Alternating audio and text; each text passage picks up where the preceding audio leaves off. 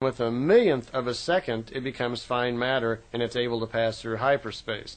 Speed is not the only consideration in this. It says you can go way beyond the speed of light and still do it. It's just generally you need to get up approximately at least to the speed of light before there is enough mass generated where this is actually facilitated. It's the mass of an object increases in relation to the growth of its speed. It even happens in airplanes dust when we're traveling. Space travel can be very, very dangerous. As we move forward in our technology, right now we're blowing rockets out into space at 40,000 miles an hour, which is very slow on the scale of things that move throughout the universe. The speed of light is 186,000 miles in 1 second, and we're only going 30,000 miles in an hour. So in an hour's time, light travels a tremendous difference. If it goes 186,000 miles in 1 second, now it takes 60 seconds to make a minute, and then it takes 60 minutes to make an hour. So you're talking, a very large distance that this thing will actually speed of light in 1 hour. So it's tremendously faster than 30,000 miles an hour.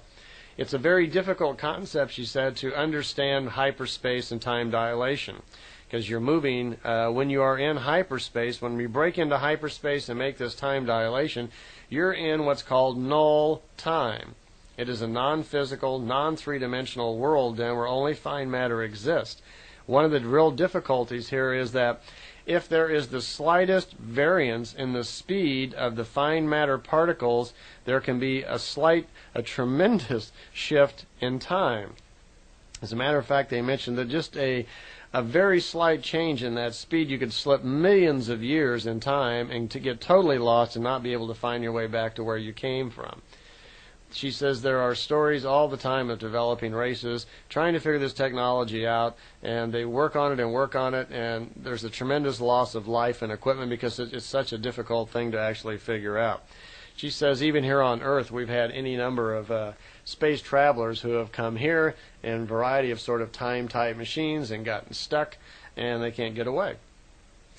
If a spaceship breaks through the speed of light without going into hyperspace and without protection of these screens, these manufactured screens, there will be a catastrophe for the ship and the crew. A time dilation is only just one of the many dangers that happen, so something we have to look forward to as we get out there. Just to kind of finish up on this note, it may start becoming aware to some of us that even when we move here in our high-speed jets, there's an increase in mass. You're in a common airliner, maybe going 600 miles an hour. You actually are increasing in mass somewhat because of your speed. Now, just to fly in a normal airplane, that's a pretty low speed on the scale of things, so you don't really have to worry too much about any damage to yourself.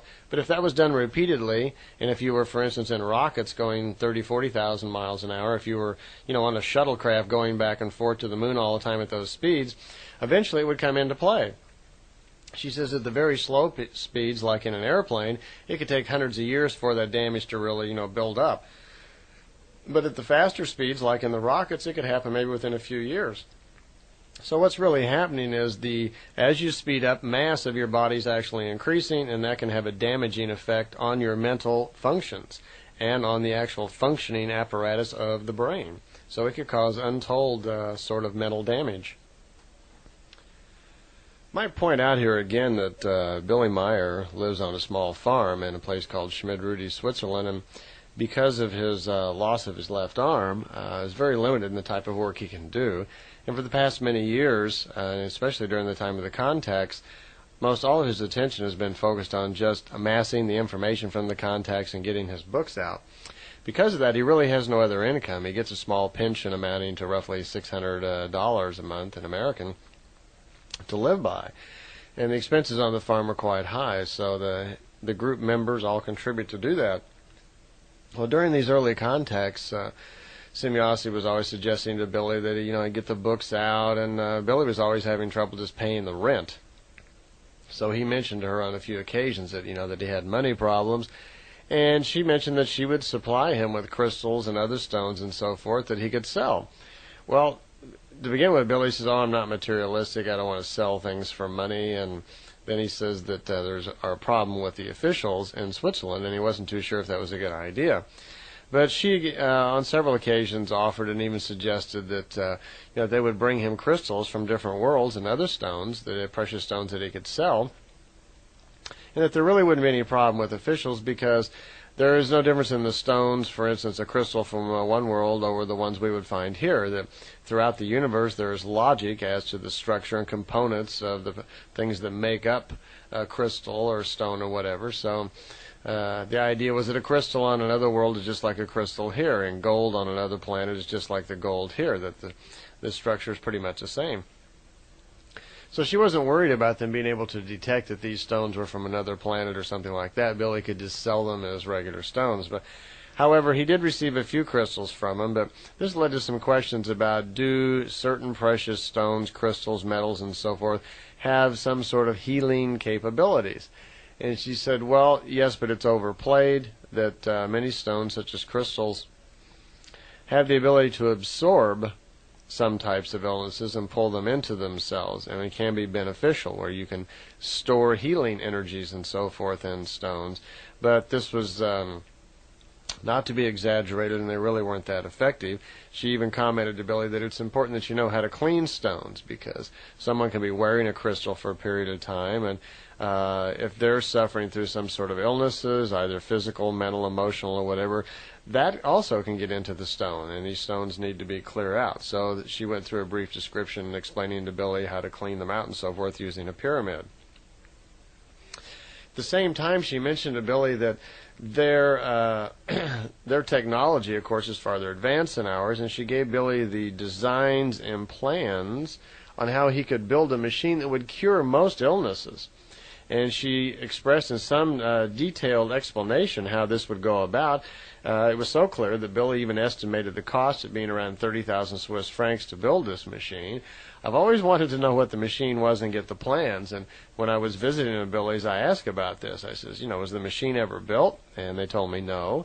And I says, would it be possible to get these plans? And I was sharply told there that the machine was only for Billy, which is very contradictory to what it says in the contact notes. So as of yet, I still have never seen the plans for this machine, nor do I know really very much about it. But apparently they do exist, and they are blocked out of the contact notes. It just they put some dotted lines in there where she's explaining how this machine works, so we really don't have a clue. But it could be very interesting someday if we could get that information. And here is some actual off-world technology that could be beneficial to man, but it's being held back over there.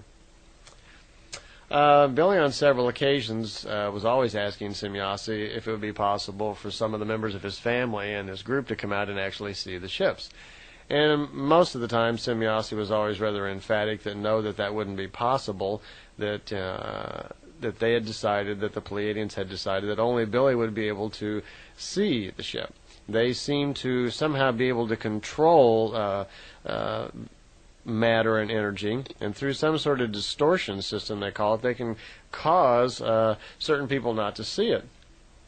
For instance, Billy could be standing on the road taking a picture of the ship, and you could be just like 100 meters down the road or 100 yards down the road, and you wouldn't be able to see it. So apparently they can control reflected light. They can control somehow, how the image bounces off the ship. Or I have really no idea how they do it, but that is a possibility. I know that several people over in Billy's group who I've talked to that have taken him out on contacts experienced that same frustration. But on one occasion they did say, that they would allow that, and they allowed Billy to bring several members of the family out for a night demonstration where they were all able to bring their cameras and take pictures of the several ships at night, which they did, and there are some very good pictures there. On that particular occasion, Semjase was even very clear to Billy that it would be possible at this point for him to invite outside people, like members of the press, members of other investigative bodies, to come and witness the demonstration. And they told Billy to be very careful about who he invited, that they